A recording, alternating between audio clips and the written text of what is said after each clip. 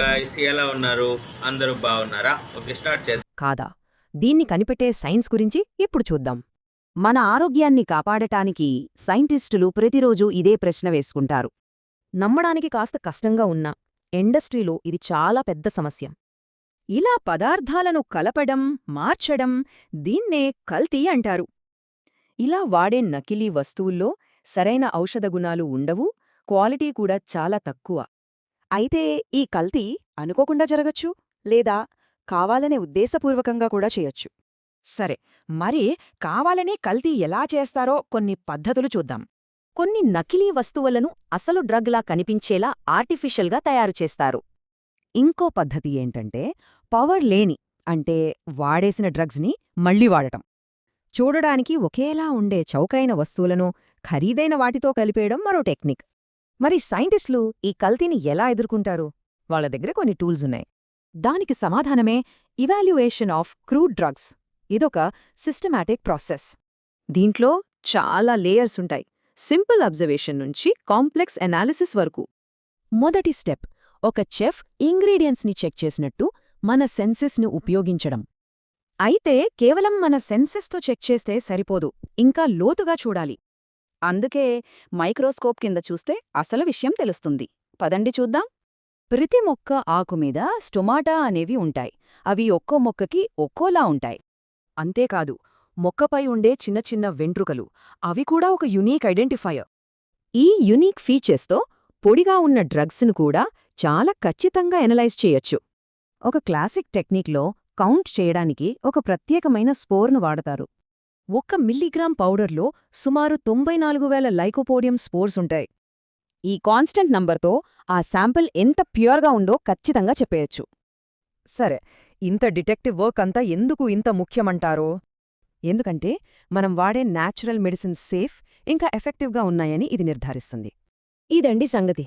మరి మన ఆరోగ్యాన్ని కాపాడే ఇలాంటి సైంటిఫిక్ ప్రాసెసెస్ ఇంకెన్నున్నాయో? మనం ఎంతో ఇష్టంగా చాలా డబ్బు ఖర్చు పెట్టి మార్కెట్లో ఒక మంచి నాణ్యమైన కుంకుమ పువ్వు కొన్నామనుకుందాం. లేదా ఉదయం లేవగానే ఎంతో ఉత్సాహాన్నిచ్చే ఒక అత్యంత ఖరీదైన కాఫీ పొడిని తెచ్చుకున్నాము. కాని తీరా చూస్తే ఆ కుంకుమ పువ్వు కేవలం రంగు అద్దిన మొక్కజొన్న పీచనో, లేదా ఆ కాఫీ పొడిలో సగం రంపపు పొడి కలిసి ఉందనో తెలిస్తే అసలు వినడానికే చాలా షాకింగ్గా ఉంది కదూ? అవును, ఖచ్చితంగా. అసలు ఆ ఊహే చాలా భయంకరంగా ఉంటుంది. రైట్. మనం వాడే ఆహారంలోనే కాదు, ఏకంగా ప్రాణాలను నిలబెట్టే ముడిమూలికా మందులలో కూడా ఇలాంటి మోసాలు జరుగుతూ ఉంటాయి. అంటే ఇలాంటి ప్రాణాంతకమైన, అత్యంత తెలివైన కల్తీలను శాస్త్రవేత్తలు అసలు ఎలా పసిగడతారు? ఈరోజు మనం పరిశీలిస్తున్న ఆధారాల ప్రకారం ఈ ముడిమందుల నాణ్యత నియంత్రణ గురించి ఒక లోతైన విశ్లేషణ చేయబోతున్నాము. ఇది అచ్చం ఒక మెడికల్ డిటెక్టివ్ స్టోరీలా ఉండబోతోంది. నిజమే. మనం పరిశీలిస్తున్న ఈ డాక్యుమెంట్స్ చదువుతుంటే ఒక క్రైమ్ థ్రిల్లర్ చదివిన ఫీలింగ్ వస్తుంది. ఏంటంటే ప్రకృతి నుండి దొరికే మందులను, ముఖ్యంగా ఆయుర్వేదం, యునానీ లేదా హోమియోపతి లాంటి పద్ధతుల్లో వాడే క్రూడ్ డ్రగ్స్ని ప్రజలు చాలా నమ్ముతారు. అవి సహజమైనవి కాబట్టి సైడ్ ఎఫెక్ట్స్ ఉండవని. కరెక్ట్. కానీ ఆ బలమైన నమ్మకమే కల్తీదారులకు ఒక అతిపెద్ద పెట్టుబడి. ప్రపంచవ్యాప్తంగా మూలిక మందుల మార్కెట్ కొన్ని లక్షల కోట్ల రూపాయల వ్యాపారం కదా. సో డిమాండ్ ఎక్కువగా ఉండి సప్లై తక్కువగా ఉన్నప్పుడు ఈ కల్తీ అనేది పుట్టుకొస్తుంది. ఆ మోసాలను కనిపెట్టడానికి ఫార్మకాగ్నసీ శాస్త్రవేత్తలు వాడే అద్భుతమైన పద్ధతులను అర్థం చేసుకోవడం చాలా ఆసక్తికరంగా ఉంటుంది. ఖచ్చితంగా. అయితే ఈ పద్ధతులను అర్థం చేసుకోవడానికి ముందు అసలు మార్కెట్లో ఎంత విలక్షణమైన మోసాలు జరుగుతున్నాయో మనం మాట్లాడుకోవాలి. మన ఆధారాల ప్రకారం చూస్తే ఈ కల్తీ లేదా అడల్టరేషన్ వ్యవహారం చాలా లోతుగా ఉంది. అసలు ఈ ముడిమందుల ప్రపంచంలో కల్తీ అంటే ఖచ్చితమైన నిర్వచనమేమిటి? గాని దానికి సమానంగా కనిపించే నాణ్యత లేని లేదా హానికరమైన పదార్థాలను కలపడాన్ని కల్తీ అంటారు. ఇది ప్రధానంగా 2 రకాలుగా జరగొచ్చు. ఓకే. అంటే అనుకోకుండా జరిగేదొకటుంటుందా? అవును. మొదటిది అనుకోకుండా జరిగేది. అంటే ఒకేలా కనిపించే 2 వేరువేరు మొక్కలను అడవిలో నుంచి తీసుకొచ్చేటప్పుడు పొరపడటం, లేదా సరైన నిల్వ పద్ధతులు పాటించకపోవడం వల్ల మందు పాడైపోవడం. దీన్నే నాన్ ఇంటెన్షనల్ అడల్టరేషన్ అంటారు. దీనివల్ల పెద్దగా కుట్ర ఉండదు. రైట్. కానీ అసలైన సమస్య రెండవ రకంతో వస్తుంది. అదే ఉద్దేశపూర్వకంగా కేవలం లాభాల కోసం చేసే కల్తీ. దీన్నే ఇంటెన్షనల్ అడల్టరేషన్ లేదా సాఫిస్టికేషన్ అని పిలుస్తారు. ఇది పక్కా ప్లాన్ ప్రకారం జరిగే నేరం. అవును. ఈ ఉద్దేశపూర్వక కల్తీకి సంబంధించిన ఉదాహరణలు చూస్తుంటే అసలు వీళ్ల క్రిమినల్ బ్రెయిన్ ఎంత అడ్వాన్స్డ్గా ఆలోచిస్తుందో అర్థమవుతుంది. ముఖ్యంగా అందులో జాజికాయ లేదా నట్మెగ్ గురించి ఇచ్చిన ఉదాహరణ. బాస్వర్డ్ అనే ఒక రకమైన చెక్కను తీసుకుని దాన్ని అచ్చం జాజికాయ ఆకారంలోనే ఖచ్చితంగా చెక్కుతారట. నిజంగా ఆశ్చర్యమే అది. అసలు జాజికాయ మీద ఉండే సన్నని గీతలను కూడా చెక్క మీద రీక్రియేట్ చేస్తారు. కాని ఇక్కడ నాకొక లాజికల్ సమస్య కనిపిస్తోంది. ఒక చెక్కను తీసుకుని ఆ గీతలతో సహా అచ్చం జాజికాయలా చెక్కడానికి చాలా శ్రమ, సమయం పడుతుంది కదా. ఒక చిన్న కాయ కోసం అంత శ్రమ పడటం కల్తీ చేసేవాళ్లకి నిజంగా లాభదాయితమే అంటారా? చూడ్డానికి అది చాలా శ్రమతో కూడిన పనిలా అనిపించవచ్చు. కానీ మనమిక్కడ మార్కెట్ ఎకనామిక్స్ చూడాలి. అసలైన జాజికాయల ధర అంతర్జాతీయ మార్కెట్లో చాలా ఎక్కువ. ముఖ్యంగా ప్రాచీన కాలం నుంచి సుగంధ ద్రవ్యాల వ్యాపారంలో ఈ నట్మెగ్కి ఒక ప్రత్యేక స్థానం ఉంది. ఒక కిలో జాజికాయల ధర వేలల్లో ఉన్నప్పుడు చాలా చౌకగా దొరికే బాస్వుడ్ చెక్కలను ఆధునిక యంత్రాల ద్వారా పెద్ద ఎత్తున లేత్ మిషన్ల మీద ఆకృతి చేయడం వాళ్లకు బాగా లాభదాయకం. పైగా ఈ చెక్కలను కేవలం పైన చూసి గుర్తించడం కష్టం. టన్నుల కొద్దీ ఎగుమతి అయ్యే సరుకులో ఈ చెక్కకాయలను కలిపేస్తే వాళ్ల ప్రాఫిట్ మార్జిన్ అమాంతం పెరిగిపోతుంది. ఓహో, అంటే వాల్యూమ్ పెరిగే కొద్దీ వాళ్లకు ఆ శ్రమ గిట్టుబాటవుతుందన్నమాట. అర్థమైంది. ఇకపోతే మన డాక్యుమెంట్స్లో నన్ను బాగా ఆకర్షించిన ఇంకో పదం ఎగ్జాస్టెడ్ డ్రగ్స్. అంటే మందులోని సారాన్ని మొత్తం లాగేసుకుని ఆ మిగిలిపోయిన పిప్పిని మళ్లీ అసలైన మందులో కలిపేయడం. అవునవును. ఇది ఒక రకంగా చెరుకురసం మొత్తం పిండేశాక ఆ పిప్పిని తీసుకెళ్లి మళ్లీ చెరుకుగడల్లో కలిపి అమ్మినట్లుంది. హాహా, ఇది చాలా ఖచ్చితమైన పోలిక. ఈ ఎగ్జాస్టెడ్ డ్రగ్స్ వ్యవహారం ఎక్కువగా సుగంధ ద్రవ్యాల్లోనే జరుగుతుంది. ఉదాహరణకు లవంగాలు లేదా సోంపు. వీటిని మనం వైద్యంలో వాడటానికి ప్రధాన కారణం వాటిలో ఉండే వొలటైల్ ఆయిల్స్, అంటే ఆవిరయ్యే నూనెలు. రైట్, ఘాటైన వాసన వస్తుంది కదా. అవును. కల్తీదారులేం చేస్తారంటే ముందుగానే ఫ్యాక్టరీలలో ఆ లవంగాలను స్టీమ్ డిస్టిలేషన్ ప్రక్రియకు గురిచేస్తారు. ఆవిరి ద్వారా సారం తీసేస్తారు. ఆ ప్రక్రియలో లవంగంలోని ఔషధ గుణాలున్న నూనె మొత్తం బయటకొచ్చేస్తుంది. ఆ నూనెను వాళ్లు వేరేగా ఎక్కువ ధరకు అమ్ముకుంటారు. వామ్మో, మరి ఆ లవంగాలేమవుతాయి? సారం తీసేసిన తర్వాత మిగిలిన ఆ పిప్పి లవంగాలను మళ్లీ ఎండబెడతారు. చూడ్డానికవి మామూలు లవంగాల్లాగే ఉంటాయి. వాటిని అసలైన లవంగాలతో కలిపేస్తారు. దీన్ని సాధారణంగా ఎవరూ కనిపెట్టనేరు, కానీ దానివల్ల శరీరానికి ఎలాంటి వైద్య ప్రయోజనం ఉండదు. కుంకుమ పువ్వు విషయంలో కూడా సేమ్ ఇదే జరుగుతుంది. ఇదంతా వింటుంటే అంటే కేవలం మనం డబ్బు నష్టపోతున్నాం లేదా ఆశించిన ఫలితం రావడం లేదు అని సరిపెట్టుకోవచ్చనుకోండి. కాని ఈ కల్తీ కేవలం ఆర్థిక మోసాలకే పరిమితం కాలేదు. ప్రాణాలకు ముప్పు తెచ్చే వ్యవహారాలు కూడా ఉన్నాయి. బరువు కోసం నల్లమందు లేదా ఓపియంలో ఏకంగా లెడ్ షాట్స్ అంటే సీసం ముక్కలు కలపడం, ఇంగువలో సున్నపురాయి కలపడం, పసుపులాంటి పొడుల్లో విషపూరితమైన కెమికల్ రంగులు వాడటం, ఇవి నేరుగా మనుషుల ప్రాణాలతో చెలగాటమాడటమే కదా. ఖచ్చితంగా. ఇక్కడే నాణ్యతా నియంత్రణ లేదా డ్రగ్ ఎవాల్యుయేషన్ ప్రాముఖ్యత మనకు స్పష్టంగా అర్థమవుతుంది. ముడిమందులను పండించే రైతుల నుండి అది రోగి చేతికి చేరేలోపు ఎన్నో చేతులు మారుతుంది. ఏ దశలోనైనా ఇలాంటి ప్రాణాంతకమైన కల్తీ జరగొచ్చు. అందుకే ఫార్మకోగ్నసీ శాస్త్రవేత్తలు కల్తీదారుల కంటే ఒక అడుగు ముందుకేసి వాళ్లను పట్టుకోవడానికి కొన్ని రక్షణ వ్యవస్థలను రూపొందించారు. 5 ప్రధానమైన దశల్లో మందును మూల్యాంకనం చేస్తారు. అందులో మొట్టమొదటి దశ ప్రాథమిక వడపోత. అదే ఆర్గానోలెప్టిక్ ఎవాల్యుయేషన్. ఆర్గానోలెప్టిక్ అంటే మన ఇంద్రియాలను ఉపయోగించి చేసే పరీక్షలు కదా. అంటే ఒక శాస్త్రవేత్త ఒక మందును చూడటం, వాసన చూడటం, రుచి చూడటం లేదా స్పర్శించటం ద్వారా దాన్ని అంచనా వేస్తాడు. అవును. ప్రకృతి ప్రతి మొక్కకు కొన్ని ప్రత్యేకమైన భౌతిక లక్షణాలను ఇచ్చింది. ఈ పద్ధతిలో ముందుగా రంగు చూస్తారు, తర్వాత ఆకారం. ఉదాహరణకు లవంగం మొగ్గను తీసుకుంటే అది ఖచ్చితంగా ఒక గోరు ఆకారంలో ఉంటుంది. అలాగే కొన్ని బెరడులు, ఆకులు వాటికంటూ ఒక ప్రత్యేకమైన ఆకృతిని కలిగి ఉంటాయి. ఆ తర్వాత వాసన మరియు రుచి. అంటే అల్లం ఘాటుగా ఉంటుంది ఎలాగా? కరెక్ట్. అల్లం ఘాటుగా ఉంటుంది. అతిమధురం లేదా గ్లైసిరైజా తీపిగా ఉంటుంది. దాల్చిన చెక్కకు ఒక ప్రత్యేకమైన సువాసన ఉంటుంది. వీటిని బట్టి ఆ మందు అసలైనదా లేదా కల్తీదా అని ఒక ప్రాథమిక నిర్ధారణకు వస్తారు. ఆ ఒక్క నిమిషం. ఇక్కడ నాకొక ప్రాథమికమైన సందేహం వస్తోంది. కేవలం వాసన చూసి లేదా రుచి చూసి చెప్పడం అనేది సబ్జెక్టివ్ కదా. ఉదాహరణకు, ఒక లవంగం వాసన నాకు చాలా ఘాటుగా అనిపించవచ్చు, కానీ నా పక్కనున్న వ్యక్తికి జలుబు వల్లనో మరేదైనా కారణం వల్లనో అది అంత ఘాటుగా అనిపించకపోవచ్చు. ఒకరు తీపి అనుకున్నది ఇంకొకరికి సాధారణం అనిపించవచ్చు. అలాంటప్పుడు శాస్త్రవేత్తలు ఒక వాసనను లేదా రుచిని ప్రామాణికంగా ఎలా తీసుకుంటారు? ఒక మనిషి వ్యక్తిగత అనుభవం మీద ఆధారపడటం శాస్త్రీయ పద్ధతి ఎలా అవుతుంది? మీరడిగిన దాంట్లో చాలా మంచి లాజిక్ ఉంది.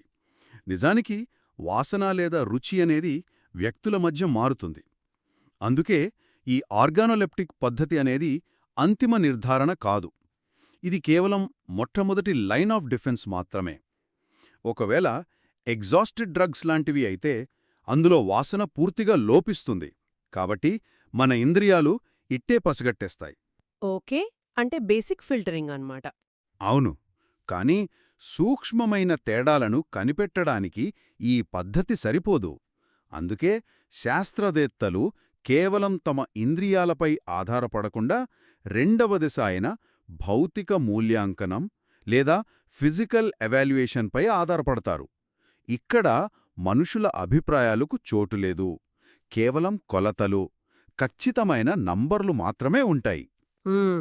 ఈ భౌతిక మూల్యాంకనం గురించి మన సోర్సెస్లో చాలా లోతైన వివరణ ఉంది. మందుల భౌతిక లక్షణాలను కొలవడం కోసం ఇందులో తేమ శాతం మరియు యాష్ వాల్యూస్ గురించి ప్రస్తావించారు.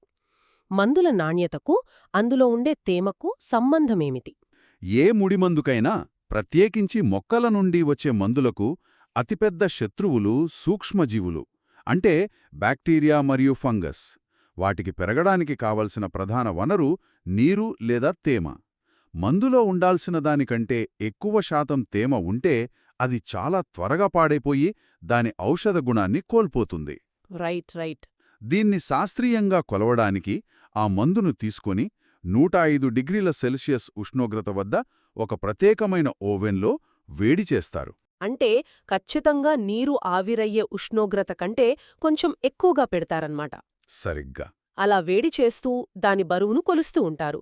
ఒకానొక దశలో దాని బరువు ఇక తగ్గకుండా స్థిరంగా ఉండిపోతుంది. అంటే అందులో ఉన్న నీరంతా ఆవిరైపోయిందని అర్థం. ప్రారంభ బరువుకు చివరి బరువుకు మధ్య ఉన్న తేడాను బట్టి అందులో ఎంత తేమ ఉందో ఖచ్చితంగా లెక్కిస్తారు. వావ్, చాలా సింపుల్ అండ్ ఎఫెక్టివ్ పద్ధతి. అవును. ఉదాహరణకు గుండె జబ్బుల కోసం వాడే డిజిటాలిస్ ఆకులలో తేమ 5% మించకూడదు. కలబంద లేదా అలోవెరా లాంటి వాటిలో 10% మించకూడదు. ఇలా ప్రతి మందుకు ఒక ఖచ్చితమైన తేమ శాతం పరిమితి ఉంటుంది. ఈ భౌతిక పరీక్షల్లో నన్ను మరింత ఆశ్చర్యానికి గురిచేసిన ఇంకో అంశం యాష్ వాల్యూ. అంటే ఒక మందును పూర్తిగా బూడిదయ్యేలా కాల్చేసి ఆ మిగిలిన బూడిద ద్వారా దాని నాణ్యతను తెలుసుకోవడం. చూడ్డానికిది కొంచెం వింతగా అనిపిస్తుంది. మందును కాల్చేస్తే ఇక దాన్ని ఎలా పరీక్షిస్తారు? ఈ లాజిక్ వెనుక ఉన్న మెకానిజం ఏమిటి? కోణం నుండి చూడాలి. మొక్కలు పెరుగుతున్నప్పుడు భూమి నుండి నీటితో పాటు కొన్ని ఖనిజాలను, అంటే కాల్షియం, మెగ్నీషియం లాంటి ఇనార్గానిక్ సాల్ట్స్ని కూడా గ్రహిస్తాయి. ఇవి మొక్క కణజాలంలో అంతర్భాగంగా ఉంటాయి. శాస్త్రవేత్తలు ఒక ముడిమందును క్రూసిబుల్లో తీసుకుని మఫిల్ ఫర్నేస్ అనే యంత్రంలో సుమారు 450 డిగ్రీల సెల్సియస్ లేదా అంతకంటే ఎక్కువ ఉష్ణోగ్రత వద్ద పూర్తిగా కాల్చేస్తారు. అంటే ఆ ఉష్ణోగ్రతకు అందులో ఉండే కార్బన్ లేదా ఆర్గానిక్ పదార్థం మొత్తం కాలిపోయి గాల్లో కలిసిపోతుంది. అవును, ఆకులు, బెరడు లాంటి కర్బన పదార్థాలన్నీ ఆవిరైపోతాయి. చివరగా కొంత బూడిద మిగులుతుంది. ఆ బూడిదే మొక్కలో ఉన్న సహజమైన అకర్బన ఖనిజాలు. ఒక నిర్దిష్టమైన మొక్కకు నిర్దిష్టమైన బరువుగల మందుకు ఎంత యాష్ వాల్యూ ఉండాలనేది ముందే నిర్ణయించబడి ఉంటుంది. ఓకే, సో ఇప్పుడు మట్టి కలిపితే పట్టుకోవచ్చా? ఖచ్చితంగా. ఇప్పుడు కల్తీదారుల విషయానికి వద్దాం. ఒకవేళ వాళ్ళు బరువు పెంచడానికి మందులో ఇసుక, మట్టి లేదా సున్నపురాయి లాంటివి కలిపితే వాటిని కాల్చినప్పుడు అవి గాల్లో ఆవిరవవు కదా. ఫలితంగా చివరగా మిగిలే బూడిద బరువు సాధారణం కంటే చాలా ఎక్కువగా ఉంటుంది. ఆ పెరిగిన బరువును బట్టి అందులో మట్టి లేదా ఇసుక కల్తీ జరిగిందని ఇట్టే పసిగట్టేస్తారు. భలే లాజిక్. అంటే మందులోని జీవసంబంధిత పదార్థాన్ని తీసేసి అందులో దాగి ఉన్న జియాలజీని లేదా మట్టిని కొలవడమే ఈ యాష్ వాల్యూ అనమాట. కానీ ఇక్కడే నాకు ఇంకో ఆలోచనొస్తోంది. చెప్పండి. కల్తీదారులు ఈ పద్ధతులన్నింటినీ దాటవేయడానికి ఒక కొత్త ప్లాన్ వేశారనుకుందాం. తెలివిగా ఆకుల ఆకారం ఏమీ కనిపించకుండా అసలైన మందును అత్యంత మెత్తటి పొడిగా మార్చేశారు. ఆ పొడిలో అదే రంగులో ఉండే ఇటుక పొడిని లేదా వేరే పిండిని కలిపారు. అప్పుడు ఆకారం లేదు కాబట్టి ఆర్గానోలెప్టిక్ పద్ధతి పనిచెయ్యదు. బరువును కూడా ఎలాగో మేనేజ్ చేస్తారు. అప్పుడు పరిస్థితేంటి? అక్కడే శాస్త్రవేత్తల అతిపెద్ద ఆయుధం రంగంలోకి దిగుతుంది. అదే సూక్ష్మదర్శిని లేదా మైక్రోస్కోపిక్ ఎవాల్యుయేషన్. మందులను ఎంత మెత్తటి పొడిగా మార్చినా వాటి బాహ్య ఆకారం కనుమరుగవుతుంది, కానీ వాటి సూక్ష్మమైన కణాల నిర్మాణం ఏమీ మారిపోదు. ప్రతి మొక్క ఆకుకు బెరడుకు ఒక ప్రత్యేకమైన సెల్యులార్ స్ట్రక్చర్ ఉంటుంది. ఇది వాళ్ల వేలిముద్ర లాంటిది. ఆహా! అంటే దీన్ని అచ్చం ఒక క్రైమ్ సీన్లో ఫొరెన్సిక్ నిపుణులు ఒక చిన్న వెంట్రుకనో లేదా ఫింగర్ ప్రింట్ను ఆధారంగా చేసుకుని నేరస్తుడిని పట్టుకున్న విధానంతో పోల్చవచ్చా? మనుషులకే కాదు, మొక్కలకు కూడా కణాల రూపంలో ఇలాంటి ఫింగర్ ప్రింట్స్ ఉంటాయన్నమాట. అవును, ఖచ్చితంగా. ఉదాహరణకు ఆకుల మీద ఉండే స్టొమాటా. ఇవి మొక్కలు గాలి పీల్చుకునే చిన్న రంధ్రాలు. ఈ స్టొమాటా చుట్టూ ఉండే కణాల అమరిక ప్రతి మొక్కకు వేరుగా ఉంటుంది. అలాగే పాలిసాడ్ రేషియో అని ఉంటుంది. ఇది ఆకు కణజాలం యొక్క ఒక నిర్దిష్ట కొలత. ఇంకా మొక్కల పైభాగాన ఉండే వెంట్రుకలైన ట్రైకోమ్స్. ఇవి కీటకాల నుండి మొక్కలను రక్షిస్తాయి. ఈ కణాలన్నీ మైక్రోస్కోప్ కింద స్పష్టంగా కనిపిస్తాయి.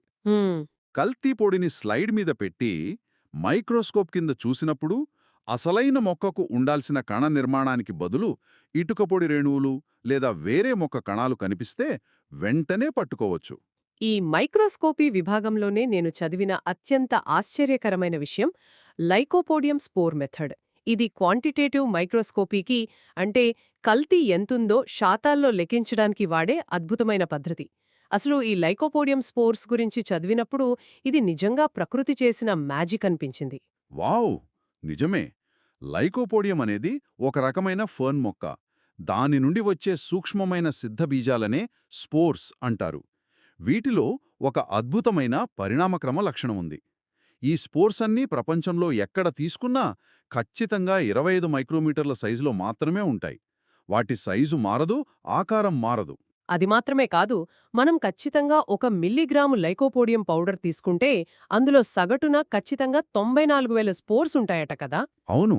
1 మిల్లీగ్రాములో 94,000 కణాలు. ఈ నంబర్ ఎక్కడా మారదు. ఇది శాస్త్రవేత్తలకు దొరికిన ఒక అద్భుతమైన కొలత దద్దలాంటిది. అసలు దీన్ని ఉపయోగించి ఒక పౌడర్లో కల్తీ శాతాన్ని ఎంత ఖచ్చితంగా లెక్కిస్తారో వింటే మైండ్ బ్లోయింగ్ అంతే. అవునా. దీన్ని మనం అల్లం పొడి ఉదాహరణతో వివరిద్దాం. మార్కెట్లో అల్లం పొడికి మంచి డిమాండ్ ఉంటుంది కదా, కాబట్టి అందులో చవకైన పిండిని కలుపుతారు. అసలైన అల్లం పొడిలో స్టార్చ్ గ్రెయిన్స్ అనే రేణువులుంటాయి. ఇప్పుడు శాస్త్రవేత్తలేం చేస్తారంటే కల్తీ జరిగిందని అనుమానిస్తున్న ఆ అల్లం పొడిని తీసుకుని దానికి ఒక నిర్దిష్టమైన బరువున లైకోపోడియం స్పోర్స్ని కలుపుతారు. ఆ మిశ్రమాన్ని బాగా కలిపి మైక్రోస్కోప్ కింద పెడతారు. అంటే ఇప్పుడు ఆ ఫ్రేమ్లో లైకోపోడియం స్పోర్స్ ఉంటాయి, అలాగే అల్లం స్టార్చ్ కణాలు కూడా ఉంటాయి. కరెక్ట్. ఆ మైక్రోస్కోప్ ఫ్రేమ్లో ఎన్ని లైకోపోడియం స్పోర్స్ కనిపిస్తున్నాయి, అలాగే ఎన్ని అల్లం స్టార్చ్ కణాలు కనిపిస్తున్నాయో లెక్కబెడతారు. మనకొక మిల్లీగ్రాములో 94,000 లైకోపోడియం స్పోర్స్ ఉంటాయని ప్రామాణికంగా ముందే తెలుసు.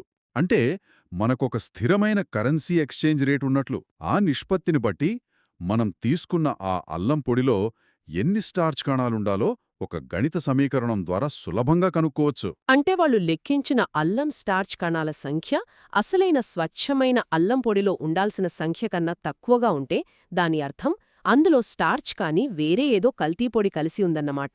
ఇది నిజంగా మైండ్ బ్లోయింగ్.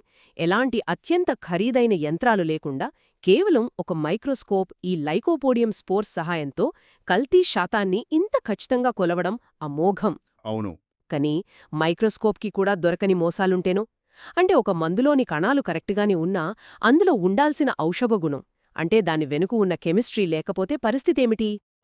మీరొక కీలకమైన పాయింట్కొచ్చారు. ఆకారం కణాలు ఉన్నంత మాత్రాన అది మందు అయిపోదు. ముడి మందుల అసలైన శక్తి వాటిలో దాగి ఉన్న రసాయన సమ్మేళనాలే. వాటిని పరీక్షించడానికి మన 4వ దశ అయిన రసాయన మూల్యాంకనం లేదా కెమికల్ ఎవాల్యుయేషన్కి వెళ్తాం. ఇందులో మొదటగా ఆ మందులో అసలు ఆల్కలాయిడ్స్ లాంటి రసాయనాలు ఉన్నాయో లేదో తెలుసుకోవడానికి కొన్ని రంగులు మారే పరీక్షలు చేస్తాం. ఈ పరీక్షలు బహుశా మన హైస్కూల్ కెమిస్ట్రీ ల్యాబ్లో చేసే ప్రయోగాల్లాగా ఉంటాయన్నమాట. మేయర్స్ రియేజెంట్, డ్రాగన్ డాఫ్స్ టెస్ట్ అని మన సోర్సెస్లో పేర్కొన్నారు కదా. అవును. మేయర్స్ రియేజెంట్ కలిపినప్పుడు ఆ ద్రావణం క్రీమ్ రంగులో అవక్షేపమిస్తుంది. డ్రాగన్ డాఫ్స్ రియేజెంట్తో ఆరెంజ్ బ్రౌన్ రంగు, వాగ్నర్స్ టెస్ట్ ద్వారా రెడ్ బ్రౌన్ రంగు రావడం, ఇలా రంగులు మారడాన్ని బట్టి అందులో ఆల్కలాయిడ్స్ ఉన్నాయని ఒక ప్రాథమిక అంచనాకు రావచ్చు. కానీ ఇవి కేవలం ఆ రసాయనం ఉందా లేదా అని మాత్రమే చెబుతాయి. మరి ఖచ్చితంగా ఏ రసాయనం ఎంత శాతంలో ఉందో తెలుసుకోవాలంటే ఎలా? అప్పుడు మనం క్రొమాటోగ్రఫీ లాంటి అధునాతన విధానాల వైపు వెళ్ళాలి. ఇది రసాయనాలను విడదీసి వాటిని గుర్తించే పద్ధతి. ఈ క్రొమాటోగ్రఫీ విధానాన్ని సులభంగా అర్థం చేసుకోవాలంటే ఒక పచ్చి కాగితం మీద నల్లటి సిరా చుక్కను వేశామనుకోండి. ఆ నీరు మెల్లిగా కాగితం మీద విస్తరిస్తున్నప్పుడు ఆ నల్లటి సిరాలో దాగి ఉన్న ఎరుపు, ఆకుపచ్చ, నీలం రంగులు విడివిడిగా వలయాల్లా ఏర్పడటాన్ని మనం గమనించవచ్చు. అంటే ఒకే రంగుగా కనిపించిన దానిలో ఇన్ని దాగి ఉన్నాయన్నమాట. థిన్ లేయర్ క్రొమాటోగ్రఫీ కూడా దాదాపు ఇలాగే పనిచేస్తుంది కదా. చాలా స్పష్టమైన ఉదాహరణ చెప్పారు.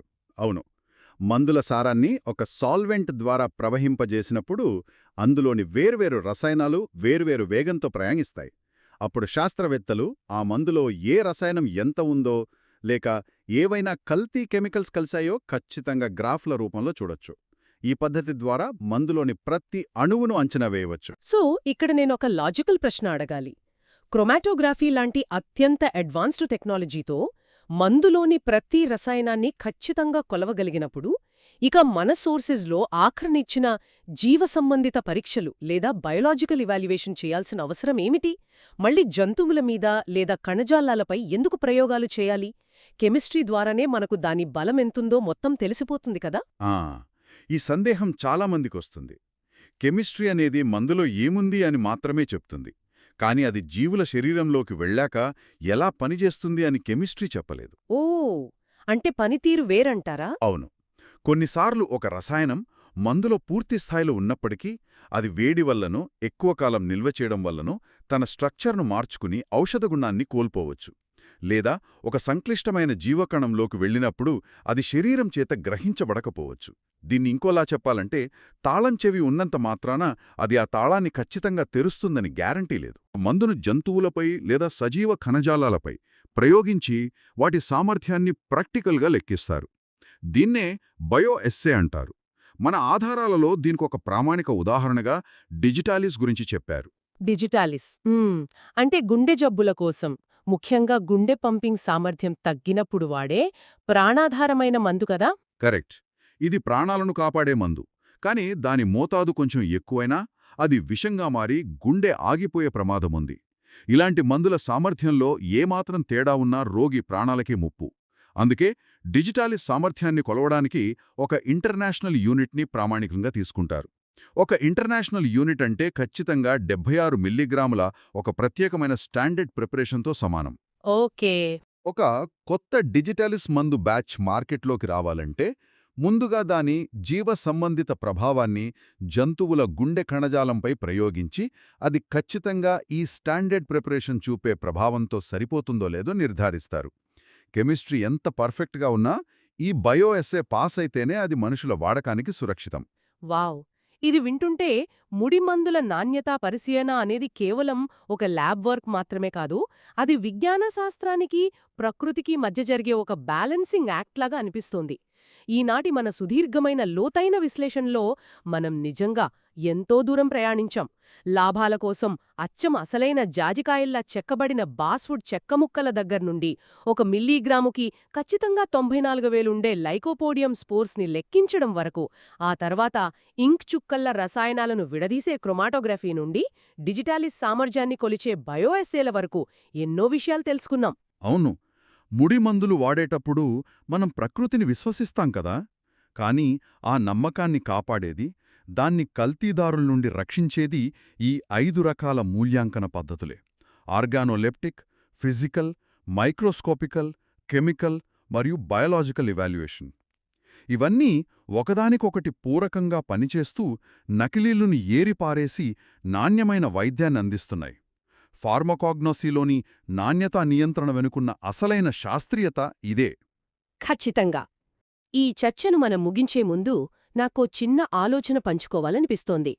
ఒకవైపు ఆర్టిఫిషియల్ ఇంటెలిజెన్స్, అత్యంత ఖచ్చితమైన కెమికల్ స్కానింగ్ టెక్నాలజీలు, లేజర్లు వస్తున్న ఈ ఆధునిక కాలంలో, భవిష్యత్తులో మన వాసన, రుచి లాంటి ఇంద్రియాలతో మందును ప్రాథమికంగా అంచనా వేసే ఆర్గానోలెప్టిక్ పద్ధతులు ల్యాబ్ల నుండి పూర్తిగా కనుమరుగవుతాయా? లేదా ప్రకృతి సృష్టించిన ఈ సంక్లిష్టమైన ముడిమందుల నాణ్యతను నిర్ణయించడానికి అదే ప్రకృతి ప్రసాదించిన మన మానవ ఇంద్రియాలే ఎప్పటికీ మొట్టమొదటి న్యాయ నిర్ణేతలుగా నిలిచిపోతాయా? దీనిపై ఆలోచించాల్సిన అవసరం ఎంతైనా ఉంది. మరొక ఆసక్తికరమైన అంశంతో మళ్ళీ కలుద్దాం. ఈనాటి మన లోతైన విశ్లేషణను ముగిద్దాం. మరో ఆసక్తికరమైన టాపిక్తో మళ్ళీ కలుద్దాం.